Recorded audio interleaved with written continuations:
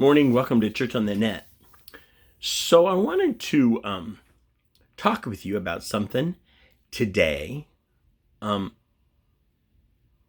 that we have, I think, lost sight of quite a bit. We're going to look at a scripture in John 15:13, which says, "Greater love has no man than he lay down his life for his friends." And a lot of people use this in reference to the military, which is true. I think it's more of a sense of duty and love of country sometimes, maybe love of family. But what Christ did by laying down his life because he loved us and wanted to have a relationship with us goes far beyond anything that anyone has ever done. Because he loved us while we were kind of treating him bad or poorly, or we really don't deserve what he did.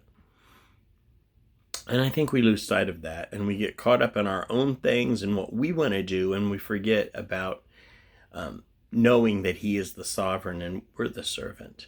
So when you look at that and you begin to understand it, what does it mean to you for him to give everything for us? And we rarely, the Christian life is a walk of striving and kind of fighting and understanding what grace is, which is such a hard thing to get. It's hard to get your head around. It just is. I've talked with some guys this week and last week about grace and understanding the freedom that comes with grace, but also it's continually striving for holiness and knowing that it's not going to happen until you see him face to face, but the fight is worth it, and growing stronger and understanding that he loves us not because of what we do, not because of who we are, because of whose we are and what we are. We are sinners. I've probably listened too much to a song that the Gaithers sang that says, I'm a sinner saved by grace, and if you knew me before, you probably wouldn't like me. And that's true, I think, of all of us. What are you doing to understand where he has you at? What are you doing to striving to get closer to him? And are you actually doing it? Is your pride getting in the way? I think as not just as men, but and some of you ladies as well, pride just gets in the way. And you need to kill that pride, because pride comes before a fall. Do you want to fall? Because sometimes the fall can be really hard, really hard. And the best tool the devil has is to use our pride against us.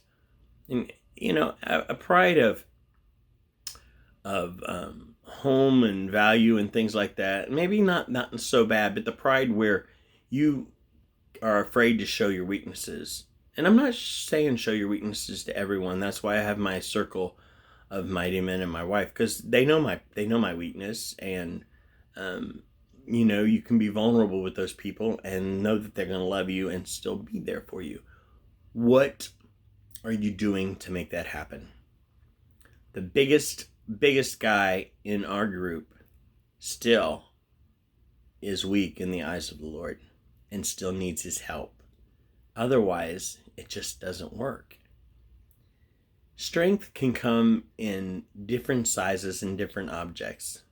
I know that there's a young lady who's been in our group and in and out, and she's a tiny little thing, Anna Lee, but her faith is so strong. And when there was nobody really coming to Bible study, when we were doing Jupiter High School Bible study for Youth for Christ and with DLM, she would be the only one that would show up sometimes, because she had such a thirst and a hunger for knowing what God wanted to do, and for that community and that relation and that understanding. How hard do you strive for it? How hard do you seek it?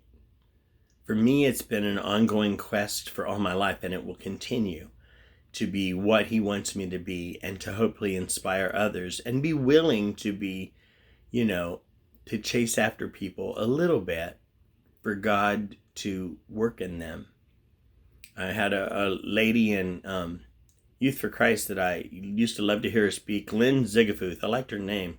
But she said in our training long time ago, this was like in 2002 or something like that, she said, just as the hounds of hell that are written about in poetry who seek to drag sinners off to hell, we need to be the hounds of heaven and gently chase people to a certain degree to allow them to make the decision for Christ, to be informed.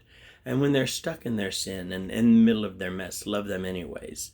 And just be patient to walk through it with them. And that's what I try to do. Be a representation of Christ to them. What are you doing in that regard? What are you doing in that step? Love people beyond their faults for who they can be.